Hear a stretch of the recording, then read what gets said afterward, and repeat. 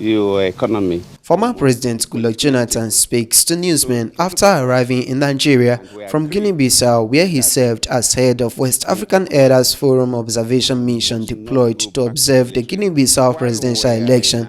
Gunfire had erupted around key government institutions in Bissau, the Guinea-Bissau capital, on Wednesday, as soldiers claimed to have total control of the country.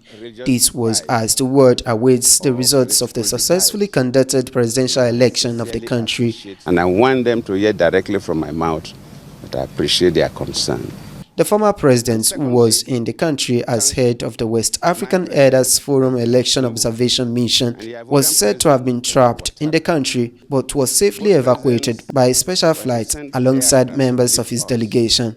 We must not go back to military rule. While we are in Bissau and this so-called coup happened, the information we got was that the whole country was agitated, young and old, irrespective of religious divide or political divide.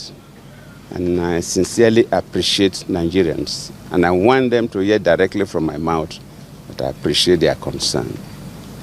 And secondly, to thank my president, President Tinubu, and the Ivorian president, President Ouattara. Both presidents were to send aircrafts to lift us, but somehow, Côte d'Ivoire is closer to Guinea-Bissau, and there's always some relationship between Francophone countries and the Lusophones or among the Francophone. They were able to penetrate their system to get landing permit first before Nigeria could do that. So the Ivorian aircraft was already on their way to pick us. So when we learned about the Nigerian aircraft about leaving, we asked them not to bother. And that is why, if you see the pictures, I was brought by an Ivorian aircraft.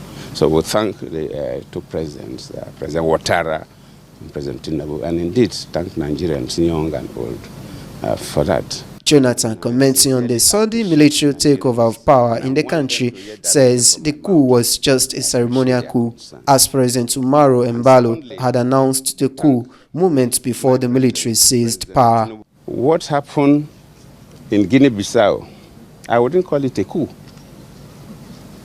It was not a coup. For want of better word, I would say maybe it was a ceremonial coup. Because for two things, it is the president, President Embalo, that announced the coup. Before later, a military man came up to address the world that they were in charge of everywhere. Then Embalo has already announced the coup, which is strange. He frowns at the developments and called on the ECOWAS and the African Union to ensure the timely announcement of the results of the election despite the coup. If ECOWAS, supported by AU, are firm, yes, they may not, because after all, Burkina Faso has not returned, Niger has not returned, Mali not returned. While Guinea is returning in December, the military head, land and the military head is contesting, so we know who will win the election. So, but at least we can some kind of pseudo-democracy, which is better than core military formation. But at least Guinea is making an effort to return. So you can't say, nobody can say exactly. But even if they will stay on, first they must release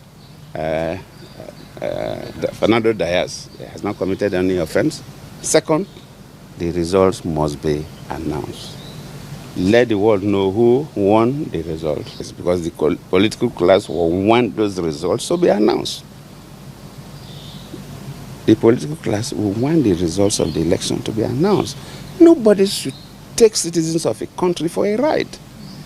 People did not go to work. People wasted their time, queued up, voted, and when they are about announcing results, then you come as soldiers and you scuttle the results. So the political class will never accept that. The Nigerian government has condemned the development, describing it as a serious threat to democracy and regional stability. Jude Aweke, reporting for VOS TV News, Benin.